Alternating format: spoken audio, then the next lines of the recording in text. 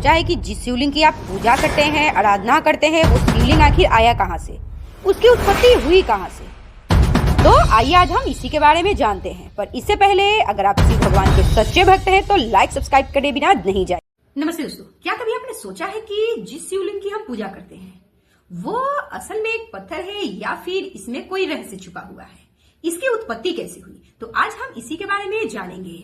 पर इससे पहले अगर आपने हमारे चैनल को लाइक सब्सक्राइब नहीं किया है तो please like and subscribe and share और बेल आइकन को दबाना बिल्कुल भी नहीं भूलिएगा।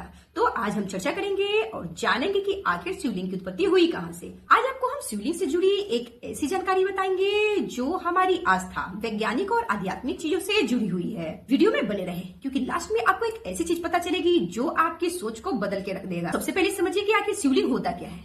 शिवलिंग एक प्रतीक है जो लोगों को दर्शाता है कि मैं सिर्फ मूर्ति में ही नहीं, हर पत्थर और हर जीव में निवास करता हूँ। ये भगवान शिव के निराकार रूप का एक प्रतीक भी माना जाता है। इसकी एक बेहद ही पौराणिक कथा भी है। कथा ये है कि भगवान विष्णु और भगवान ब्रह्मा आपस में झगड़ा करने लगे। उन्होंने कहा कि मैं बड़ा हूँ, ब्रह्मा जी ने कहा कि मैं बड़ा हूँ।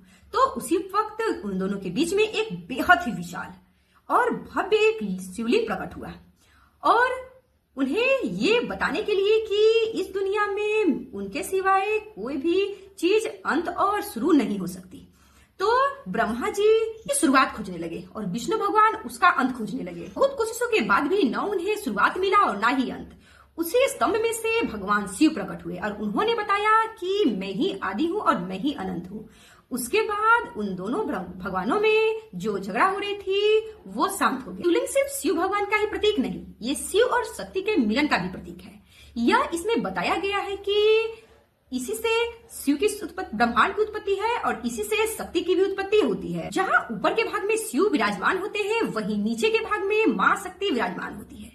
क्योंकि बहुत साल पहले जब लंका ले जाने के लिए रावण शिवलिंग को उठा के ले जा रहा था, उस वक्त जब भगवान गणेश ने उस शिवलिंग को जमीन पे रख दिया था और जब रावण आया और उसे उठाने की कोशिश की तो वो इतना मजबूत हो चुका था कि उसके जैसा एक बेहद ही ताकतवर इंसान भी शिवलिंग को उठा नहीं पाया, क्योंकि उसके जो अंत थे वो अनंत थे। इसीलिए शिव भगवान के जो लिंग होते हैं वे ऊपरी भाग भगवान शिव को अर्पित होता है और निचली भाग माँ पार्वती के लिए माना जाता है। इसीलिए उन्हें शिव शक्ति का प्रतीक भी माना जाता है। कहीं नहीं, धरती का निर्माण भी शिव और शक्ति के द्वारा ही होता है, क्योंकि दुनिया नर और नारी दोनों से चलती है, इंसान ही नहीं।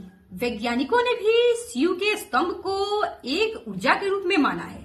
वे मानते हैं कि जहाँ शिवलिंग की उत्पत्ति होती है वहां पे नकारात्मक चीजें नहीं आती।